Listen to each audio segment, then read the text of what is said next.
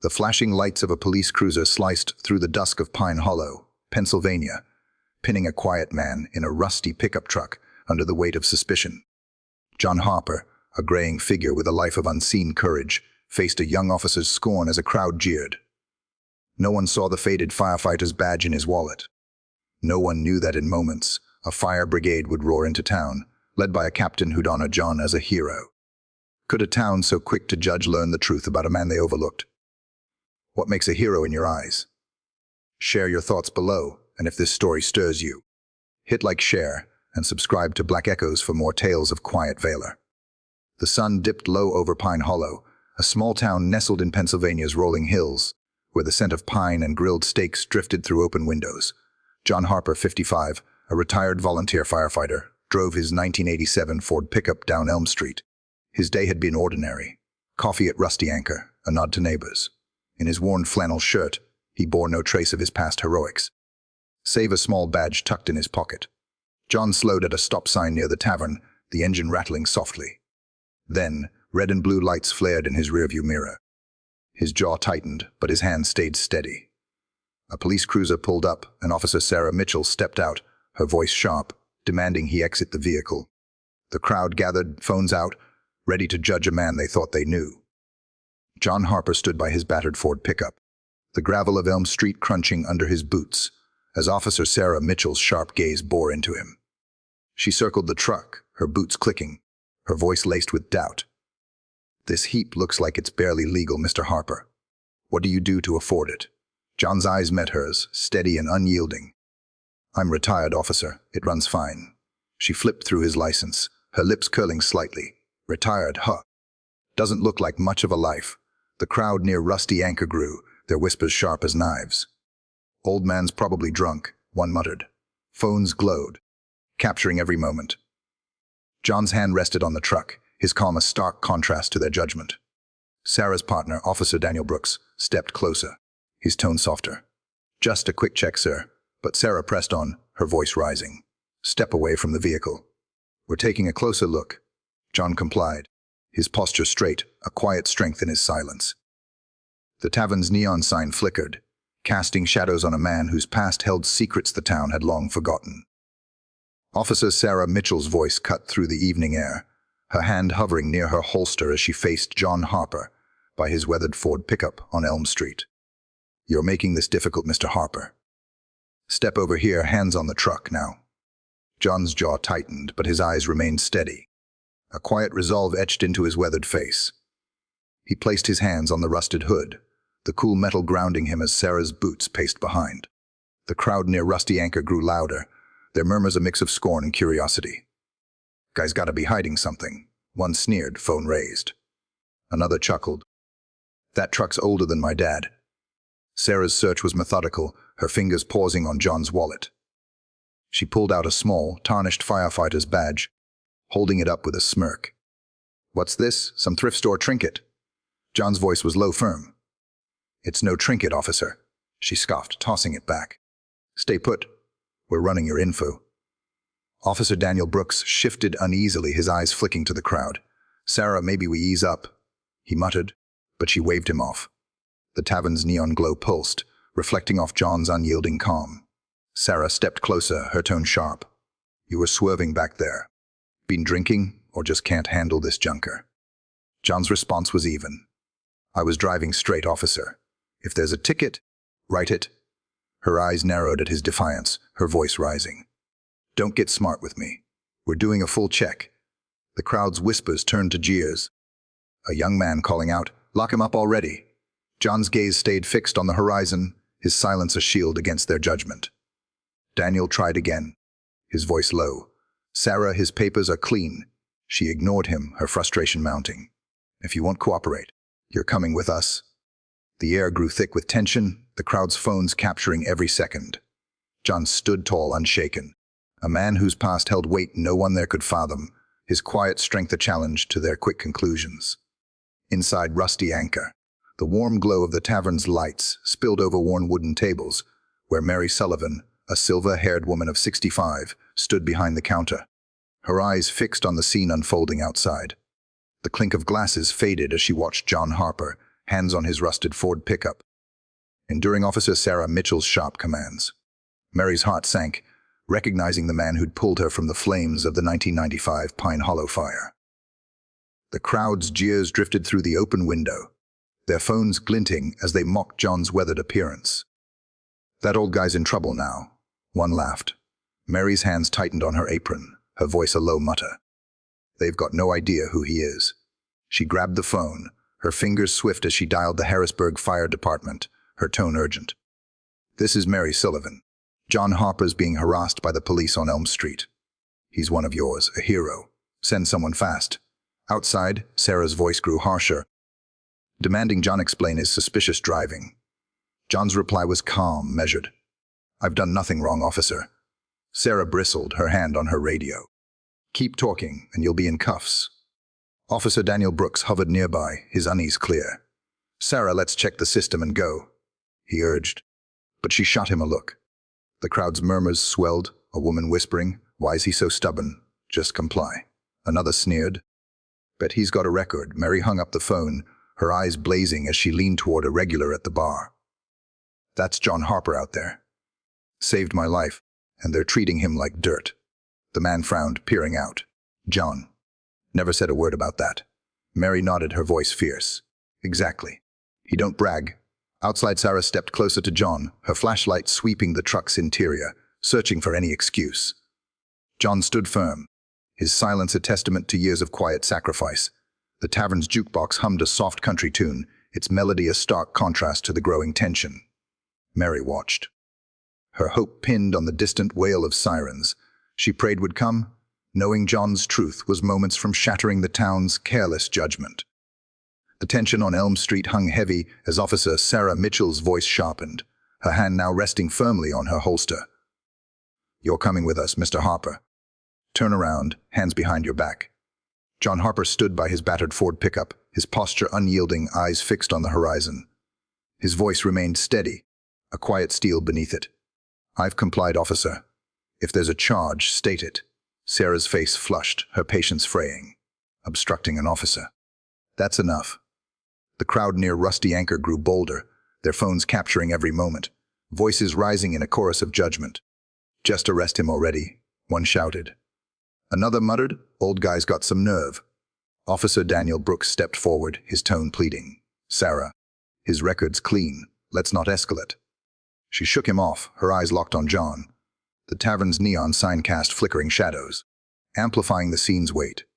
Suddenly, the low wail of sirens pierced the air, growing louder as two fire trucks roared around the corner, their red lights cutting through the dusk. The crowd fell silent, phones still raised but now hesitant. 8 firefighters stepped out, their gear pristine, movements precise. Leading them was Captain Robert Klein, 60, his weathered face stern under his helmet. He strode toward John, ignoring Sarah, and stopped a few feet away. "John Harper," he said, his voice resonant, offering a crisp nod. "We got a call. You all right?" John returned the nod, his expression unchanged. "Fine, Captain. Just a misunderstanding." Sarah's mouth parted, her sunglasses slipping as she stammered. "What's this about?" Daniel took a step back, eyes wide. The crowd's murmurs faded, replaced by a hush of awe. Captain Klein turned to Sarah, his gaze like iron. "This is John Harper, the man who saved 12 lives in the Pine Hollow fire of '95. He's a decorated volunteer firefighter, one of the bravest I've known. And you're threatening to arrest him." Sarah's face paled, her hand dropping from her holster. I didn't know," she managed. Klein's voice held no softness. "You didn't ask. You saw a man in an old truck and made up your mind." The crowd shifted, a young woman whispering, "That's him, the guy from the fire." An older man nodded, voice low. "Should have seen it. He's got that look." John stood silent, his badge still in his wallet, letting the truth speak for itself. The fire truck's lights pulsed, casting a glow over a man whose courage had long been forgotten, now undeniable in the face of a town's hasty scorn. The air on Elm Street softened as the fire truck's red lights cast a steady glow over the now quiet crowd. John Harper stood by his Ford pickup, his hands no longer pressed against the rusted hood, his calm unbroken despite the ordeal. Officer Sarah Mitchell's shoulders slumped, her sunglasses now tucked into her pocket, her face a mix of shame and disbelief. The crowd near Rusty Anchor lowered their phones, their earlier jeers replaced by murmurs of uncertainty. A young woman whispered, "He's really a hero." An older man nodded, his voice gruff. "Didn't look the part, but guess we were wrong." Captain Robert Klein, his presence commanding. Turned to Sarah, his tone firm but measured. "Officer Mitchell, you owe this man an apology." Sarah hesitated, her pride wrestling with the weight of her mistake. She took a deep breath, stepping closer to John, her eyes meeting his for the first time without suspicion. "Mr. Harper," she said, her voice low but clear. "I'm sorry. I judged you without knowing who you are. That was wrong." John's gaze softened, a faint nod his only response. "Apology accepted, officer. Just ask questions next time. People aren't always what they seem." His words carried no bitterness, only a quiet truth. Officer Daniel Brooks rubbed the back of his neck, his voice sheepish. "Man, I've heard stories about that '95 fire. You're the real deal. Sorry for the hassle." John gave a small shrug, his humility unshaken. "You were doing your job. No harm done." The crowd's mood shifted, a few clapping softly, others turning away, their judgment dissolving under the weight of John's grace. Mary Sullivan stepped out from Rusty Anchor, her apron still tied, her voice carrying across the street. "All right, folks, let's clear out. Give these people some space." Her eyes lingered on John, a proud smile breaking through. The neon sign above her tavern flickered, its warm light a contrast to the fading tension. Captain Klein placed a hand on John's shoulder, his voice low. "You need us to stick around." John shook his head. "I'm good, Captain. Thanks for coming." Klein's eyes held a rare warmth. "Anytime, John. We've got your back." Sarah stood rooted, her earlier authority gone, replaced by a quiet resolve to learn from this. The crowd began to disperse, their phones pocketing, the spectacle over. John glanced at his truck, its dents and rust no longer a mark of shame, but a testament to a life of service. The truth of his past, once buried under Pine Hollow's quick assumptions, now stood tall, a lesson etched in the silence of a town forced to see a man they'd overlooked. The warm glow of Rusty Anchor's lights spilled over the wooden tables as John Harper settled into a corner booth, a steaming cup of black coffee before him. Across the table, Officer Sarah Mitchell and Captain Robert Klein sat, their badges catching the tavern's soft fluorescence. Mary Sullivan poured coffee for each, her voice warm. "You folks sorting this out." John took a sip, his eyes crinkling with a faint smile. "Working on it." Sarah leaned forward, her earlier sharpness gone, replaced by a quiet curiosity. "Mr. Harper, can I ask something? Why didn't you tell us who you were out there?" John set his cup down, his gaze drifting to the faded Firefighter's badge on the table. "It's not about me, officer. What I did in '95, that was for others. If I have to wave a badge to prove it, I'm not doing right by them."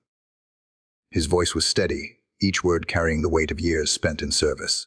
Sarah's brow furrowed, her voice softer. "But you saved 12 people. I read about that fire. You lost a friend, didn't you?" John nodded, his eyes distant. "Tom Riley. Good man. We got those families out, but he didn't make it. Every day I carry that." The jukebox hummed a low-country tune, its melody weaving through the quiet.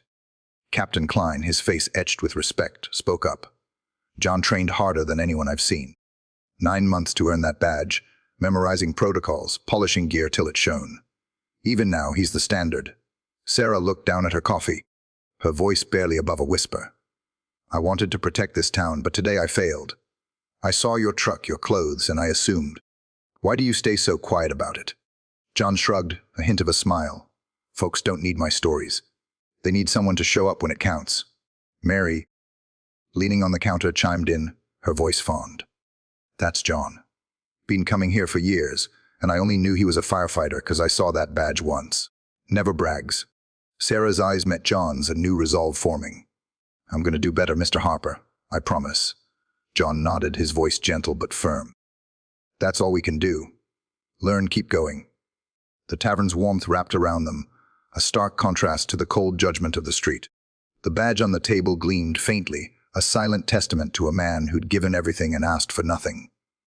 Outside, Pine Hollow settled into the night, its people unaware that this quiet moment in a familiar tavern was reshaping how they'd see a man they thought they knew, and how they'd see themselves.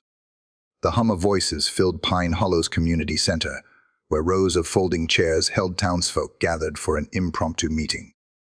John Harper's encounter on Elm Street had sparked a firestorm of talk, and now the room buzzed with debate. A grizzled man in a flannel shirt stood, his voice sharp.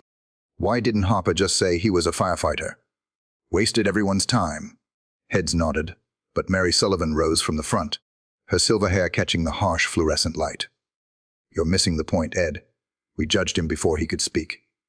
John saved my life in '95, and we treated him like a nobody. Her words hung heavy, silencing some. A younger woman, clutching her phone, spoke up. But the police were just doing their job. Right? That truck looked suspicious. Officer Sarah Mitchell, standing near the podium, cleared her throat, her uniform crisp but her expression humbled. I thought I was protecting Pine Hollow, but I let assumptions cloud my judgment. This town expects us to be tough, and I leaned into that too hard. Her admission drew murmurs, some sympathetic, others skeptical. A retired teacher in the back called out, "So what now? We just forget it happened." Mary's voice cut through. "No, we learn. John's not the only one with a story we've ignored." The room grew quiet, the weight of her words settling in. Sarah stepped forward, her voice steadier. "I've spoken with Captain Klein. We're starting a program with the fire department to understand the people we serve, not just their records." A few clapped, but the flannel-clad man crossed his arms. Sounds like more red tape. Harper could have ended it by opening his mouth. Mary's eyes flashed. And we could have ended it by listening. The debate rippled, voices rising and falling, each person grappling with their role in the day's events. John wasn't there, his absence a quiet reminder of his humility. The center's windows framed the dark pines outside, a town wrestling with its conscience under the glare of its own making. This wasn't just about one man. It was about a community forced to face its quick judgments and decide whether to change.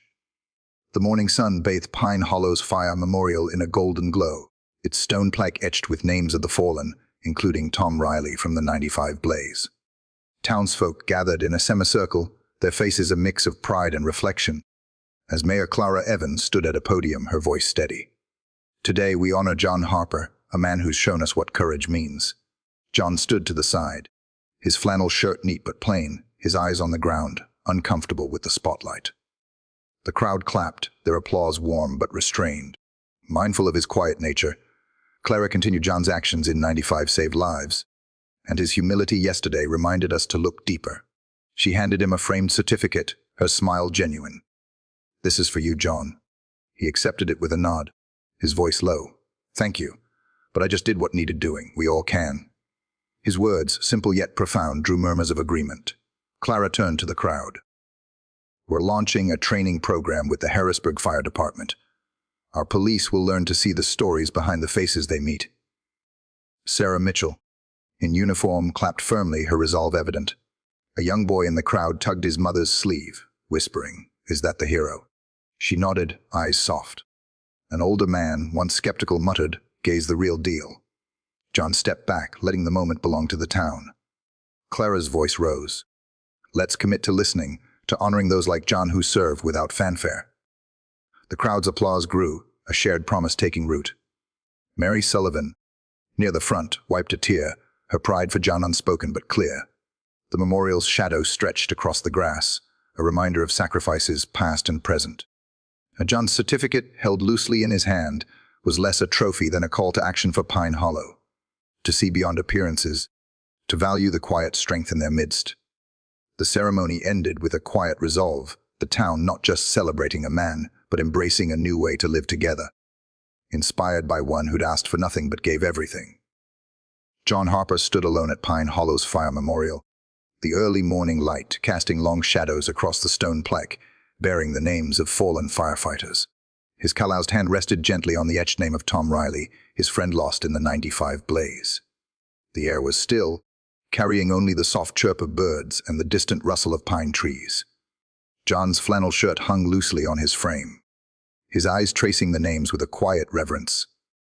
The certificate from the town lay in his truck, untouched, its meaning secondary to the weight of memory he carried. His breath was steady, each exhale a silent tribute to those who'd given all. The town had moved on from yesterday's events, but here, John honored the past that shaped him, his life Decades of rushing into flames, of saving strangers, of asking for no praise, spoke through his silence. The memorial's granite gleamed, a testament to sacrifices that needed no fanfare. He stepped back, his boots soft on the grass, and looked toward the horizon, where the sun promised a new day. The people of Pine Hollow, stirred by his example, were beginning to listen, to see the stories in those they'd passed by. A young firefighter, inspired by John's story, had joined the volunteer ranks, and Sarah Mitchell now carried a notebook to jot down names, not just records. The town was learning that heroism lives in small acts, listening to a neighbor, helping without expecting reward. John's quiet strength had sparked a change, not in headlines but in hearts. Every person carries a story, and understanding it can heal divides. You can start today, ask someone their story, share a kindness.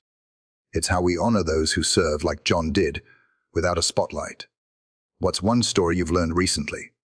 Share it below, and if this tale moved you, share and subscribe to Black Echoes. Let's keep these lessons alive together in a world that needs them more than ever.